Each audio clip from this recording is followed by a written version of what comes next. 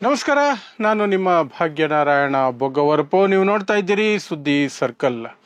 ಮಲ್ಯ ಅವರ 9 ವರ್ಷಗಳ ನಂತರ ಮಾಧ್ಯಮಗಳ ಮುಂದೆ ಪಾಡ್ಕಾಸ್ಟ್ ಒಂದರ ಮೂಲಕ ಅದರ ಮಾಧ್ಯಮ ಅಂತ ಕರಿಬಹುದು ಇಲ್ವೋ ಗೊತ್ತಿಲ್ಲ, ಬಟ್ ಬಂದು ತನ್ನ ವಿಚಾರಗಳನ್ನು ಹಂಚಿಕೊಳ್ತಾ ಇರುವಂತಹ ಒಂದು ಇಂಟರ್ವ್ಯೂ ಬಗ್ಗೆ ನಾವು 2-3 ದಿನಗಳಿಂದ ಸತತವಾಗಿ ನೋಡ್ತಾ ಇದ್ದೀವಿ.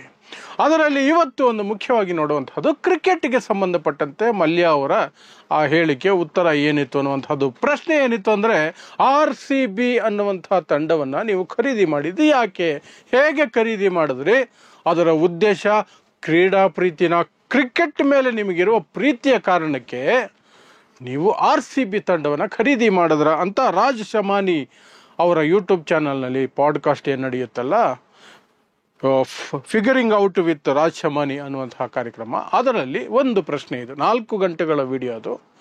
ಸುಮಾರು ವಿಚಾರಗಳನ್ನು ನಿನ್ನೆ ಮೊನ್ನೆ ಎಲ್ಲ ಡಿಸ್ಕಸ್ ಮಾಡಿದ್ದೀನಿ. ಇವತ್ತು RCB ತಂಡ ಹುಟ್ಕೊಂಡಿದೆ ಹೇಗೆ, ಅದರ ಹಿಂದೆ ಕ್ರಿಕೆಟ್ ಪ್ರೀತಿ ಇಲ್ಲ ಅಂತ ಈ ಇಂಟರ್ವ್ಯೂಲ್ಲಿ ಸ್ವತಃ ಮಲ್ಯ ಹೇಳ್ತಾರೆ. ಸಾರಾಯಿ ಮಾರೋದಕ್ಕೆ ಮಾಡಿದ್ದಿದ್ದು, ವಿಸ್ಕಿ ಮಾರೋದಕ್ಕೆ ಮಾಡಿದ್ದು ಟೀಮ್ ಇದು. ಏನು ಹಾಗಾದರೆ ಏನು ಹೇಳಿದ್ರು ಅದರ ಬಗ್ಗೆ ಅಂತಂದರೆ, ಈ ಪ್ರಶ್ನೆ ಹೀಗಿತ್ತು: RCB ತಂಡವನ್ನು ನೀವು ಕೊಂಡ್ಕೊಂಡಿದ್ದ ರೀತಿ ಮತ್ತು ಅದರ ಹಿಂದಿನ ಉದ್ದೇಶ ಏನಾಗಿತ್ತು, ಕ್ರಿಕೆಟ್ ಪ್ರೀತಿನ ಅಂದರೆ ಇಲ್ಲ, ಕ್ರಿಕೆಟ್ ಪ್ರೀತಿ ಅಲ್ಲ. ನನಗೆ 2 ತಂಡಗಳು ಬೇಕಾಗಿತ್ತು, ಇಡೀ ದೇಶದಲ್ಲಿ ಹೆಸರು ಮಾಡುತ್ತೆ ಅನ್ನುವಂಥ ನಂಬಿಕೆ ಇತ್ತು. RCB ಅಂದರೆ IPL ಮೂಲಕ ಎಲ್ಲ ಯಾವುದೇ ತಂಡ, ಅದರಲ್ಲಿ ಒಂದು ಮುಂಬೈ ತಂಡ ನನಗೆ ಬೇಕು ಅನ್ನುವಂತಹ ಆಸೆ ಇತ್ತು. ಇನ್ನಾವುದಾದ್ರೂ ಒಂದು ತಂಡ, 2 ತಂಡಗಳು ನನಗೆ ಬೇಕು, ಎಷ್ಟು ಖರ್ಚಾದರೂ ಪರವಾಗಿಲ್ಲ. ಆದರೆ ಅದಕ್ಕೆ ಕ್ರಿಕೆಟ್ ಪ್ರೀತಿ ಕಾರಣ ಅಲ್ಲ, ನನ್ನ ಬಿಸ್ನೆಸ್ಗೆ ಅದನ್ನು ಬಳಸ್ಕೊಳ್ತೀನಿ. ಮಾರ್ಕೆಟಿಂಗ್ ಸ್ಟ್ರಾಟಜಿ ಅಷ್ಟೇನೆ. ಎಷ್ಟು 1000 ಕೋಟಿ ಚೆಲ್ಲಿದ್ರೂ IPL ಅಂತಹ ಟೂರ್ನಮೆಂಟ್ ಮೂಲಕ ಸಿಗುವಂತಹ ಹೆಸರು, ಮಾರ್ಕೆಟಿಂಗ್ ಬೇರೆದರಿಂದ ಸಿಗಲ್ಲ. ನನಗೆ ಕಿಂಗ್ ಫಿಶರ್ ಬಿಯರ್ಗೆ ಒಂದು ಟೀಮ್ ಬೇಕಾಗಿತ್ತು, ರಾಯಲ್ ಚಾಲೆಂಜರ್ಸ್ ಅನ್ನುವಂಥ ವಿಸ್ಕಿಯನ್ನು ಮಾರೋದಕ್ಕೆ ಒಂದು ಟೀಮ್ ಬೇಕಾಗಿತ್ತು. ಅಂದರೆ ಸಾರಾಯಿ ಮಾರೋದಕ್ಕೆ ಮಲ್ಯ IPL ಟೀಮನ್ನು ಖರೀದಿ ಮಾಡೋದಕ್ಕೆ ಮುಂದೆ ಬರ್ತಾರೆ.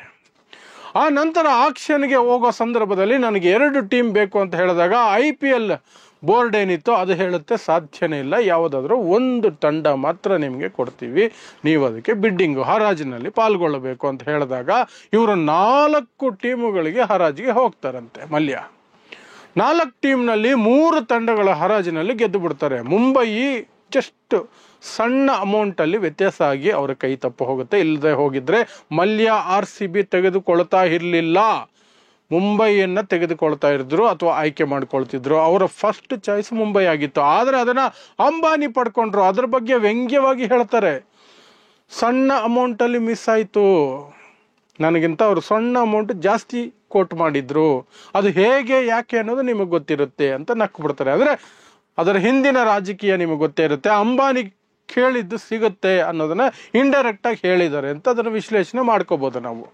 ಹಾಗಾಗಿ ನೆಕ್ಸ್ಟ್ ಆಪ್ಷನ್ ಇದ್ದಿದ್ದು ನನಗೆ ಬೆಂಗಳೂರನ್ನು ನಾನು ತಗೊಂಡೆ. ಅದಕ್ಕೆ ರಾಯಲ್ ಚಾಲೆಂಜರ್ಸ್ ಬ್ಯಾಂಗ್ಳೂರ್ ಅಂತ ಹೆಸರಿಟ್ಟೆ. ಕಾರಣ, ನನ್ನ ರಾಯಲ್ ಚಾಲೆಂಜರ್ಸ್ ವಿಸ್ಕಿಗೆ ಅದನ್ನು ಮಾರ್ಕೆಟಿಂಗ್ ಸ್ಟ್ರಾಟಜಿಯಾಗಿ ಬಳಸ್ಕೊಳ್ತೀನಿ ಅನ್ನೋ ಉದ್ದೇಶ ಇತ್ತು ನನಗೆ.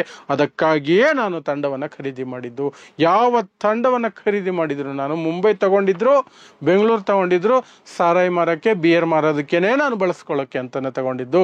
ಕ್ರೀಡಾ ಪ್ರೀತಿಗೋಸ್ಕರ ನಾನು ತೆಗೆದುಕೊಂಡಿಲ್ಲ, ಕ್ರಿಕೆಟ್ ಮೇಲಿನ ಪ್ರೀತಿಯಿಂದ ನಾನು ತೆಗೆದುಕೊಂಡಿಲ್ಲ ಅನ್ನೋದನ್ನು ಸ್ಪಷ್ಟವಾಗಿ ಹೇಳೋ ಮೂಲಕ RCB ತಂಡವನ್ನು ಯಾಕೆ ಖರೀದಿ ಮಾಡಿದ್ರು ಅಂತ ಮಲ್ಯ ಅಷ್ಟು ದೊಡ್ಡ ಮೊತ್ತವನ್ನು ಕೊಟ್ಟು ಅನ್ನೋದನ್ನು ಈ ಒಂದು ರಾಜ್ ಶಮಾನಿ ಅವರ ಫಿಗರಿಂಗ್ ಔಟ್ ವಿತ್ ರಾಜ್ ಶಮಾನಿ ಅನ್ನುವಂತಹ ಪಾಡ್ಕಾಸ್ಟ್ನಲ್ಲಿ 4 ಗಂಟೆಗಳ ಪಾಡ್ಕಾಸ್ಟ್ ಅದು. ಅದರಲ್ಲಿ ಇದು ಸಹ ಒಂದು ಕ್ವಶನ್. ಸೊ ಈ ಹಿಂದೆ ಮಾಡಿರುವಂತಹ ಇನ್ನು 2 ಸಬ್ಜೆಕ್ಟ್ಗಳ ಮೇಲೆ ಏನು ವಿಡಿಯೋಗಳಾಗಿದ್ದಾವೆ ಅವುಗಳನ್ನು ಸಹ ನೀವು ನೋಡಬಹುದು. ಅದರಲ್ಲಿ ನಿಜವಾದ ಲೋನ್ ಅಮೌಂಟ್ ಎಷ್ಟು ಮಲ್ಯ ಅವರದು ಅನ್ನುವುದು ಒಂದು ವಿಡಿಯೋ. ಆದರೆ ಇನ್ನೊಂದು ವಿಡಿಯೋದಲ್ಲಿ ನಾನು ದೇಶ ಬಿಡುವುದಕ್ಕೂ ಮೊದಲು ಅಂದಿನ ಆರ್ಥಿಕ ಮಂತ್ರಿ, ವಿತ್ತ ಮಂತ್ರಿ, ಫೈನಾನ್ಸ್ ಮಿನಿಸ್ಟರ್ ಅರುಣ್ ಜೇಟ್ಲಿ ಅವರಿಗೆ ಸಂಸತ್ತಿನಲ್ಲೇ ಹೇಳಿಬಿಟ್ಟು ದೇಶ ಬಿಟ್ಟೆ ಅನ್ನುವಂಥದ್ದನ್ನು ರಿವೀಲ್ ಮಾಡಿರೋದ್ರ ಬಗ್ಗೆ ಸಹ ಒಂದು ವಿಡಿಯೋವನ್ನು ಮಾಡಿದ್ದೀವಿ. ಒಟ್ಟಾರೆ 3ನೇ ವಿಡಿಯೋ ಇದು. ಈ ವಿಡಿಯೋದಲ್ಲಿ RCBಯ ಹುಟ್ಟು ಕಾರಣವನ್ನು ನಿಮಗೆ ಹೇಳುವಂತಹ ಪ್ರಯತ್ನ ಮಾಡಿದ್ದೇನೆ. ಇಂತಹದೇ ವಿಶೇಷ ವರದಿಗಳಿಗಾಗಿ ನೋಡ್ತಾ ಇರಿ ಸುದ್ದಿ ಸರ್ಕಲ್. ನಾನು ನಿಮ್ಮ ಭಾಗ್ಯನಾರಾಯಣ ಬೊಗ್ಗವರಪು.